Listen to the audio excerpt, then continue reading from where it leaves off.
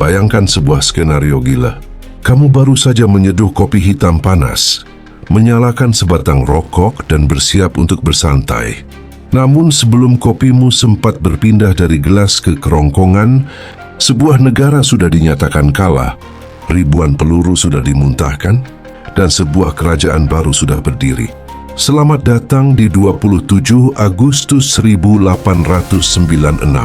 hari di mana sejarah mencatat sebuah komedi tragis yang kita kenal sebagai Perang Inggris Zanzibar, perang paling singkat dalam sejarah umat manusia. Durasinya hanya 38 menit. Ya, kamu tidak salah dengar. Bahkan durasi cuci mobilmu mungkin jauh lebih lama dari perang ini. Segalanya bermula dari masalah klasik, perebutan kekuasaan. Zanzibar, sebuah pulau eksotis di lepas pantai Afrika Timur, saat itu berada di bawah perlindungan Inggris, atau bahasa halusnya prorektorat. Inggris punya aturan main yang simpel. Kamu boleh jadi sultan, tapi atas seizin kami.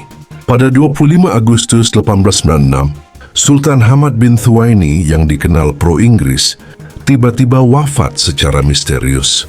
Hanya berselang beberapa jam, sepupunya Khalid bin Barghash langsung menduduki istana dan memproklamirkan diri sebagai sultan baru tanpa ACC dari pihak Inggris. Inggris tentu saja meradang. Bagi mereka, Khalid adalah pemberontak yang terlalu berani. Konsul Inggris Basil Cave memberikan peringatan keras.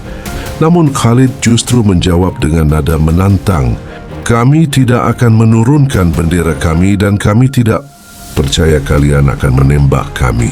Sepanjang tanggal 26 Agustus, suasana di pelabuhan Zanzibar berubah menjadi sangat mencekam.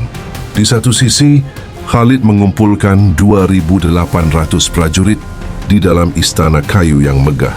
Mereka dipersenjatai dengan meriam-meriam tua dan senapan mesin Maxim yang sebenarnya adalah hadiah dari Inggris di masa lalu.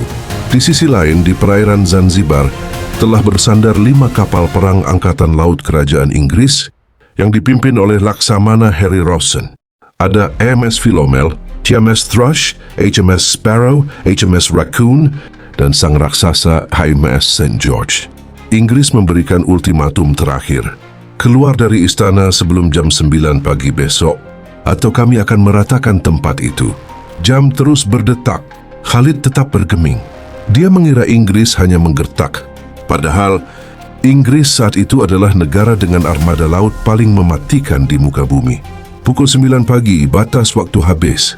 Sultan Khalid tetap mengunci diri di istana. Pukul 9.02, Laksamana Rawson memberikan perintah singkat, "Open fire." Gelegar meriam dari kapal-kapal Inggris langsung membelah kesunyian pagi. Peluru-peluru berukuran masif menghantam istana kayu Zanzibar. Dalam hitungan detik, bangunan megah itu menjadi neraka dunia. Kayu-kayu berterbangan, api berkobar, dan kepanikan luar biasa meledak. Inggris tidak main-main. Mereka menggunakan teknologi high explosive shells.